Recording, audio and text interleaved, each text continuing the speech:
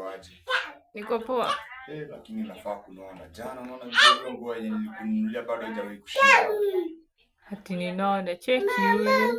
Nataka unaone. Huko na kwa hiyo celebrity kwa wenye hawa na Kenya alikuwa kubwa. Okay. Ndio hata mkolika moja. Okay, hizo ni excuses. Ushaanza excuses ndio uende kunicheat niambia mara mimi siko nataka unaone hivyo, nani alikwambia unaone sinoni nakaa hivi. Na kama umechoka na mimi niambie, lakini kunaona sinoni ndio uweze kwenda nje. Sinoni. Sasa kunaona saa inakuja na kuenda nje sasa. Ndio waanze excuses. Umenaona sana sijui nini mimi siko nataka ukae hivi. Nianze kupata na unavaaje nguo na unakunja. Nianze kupata na pressure huku nikitafuta maremedies za lose weight. Uanze kuniambia unafaa lose weight, umenaona sana. Sinoni final.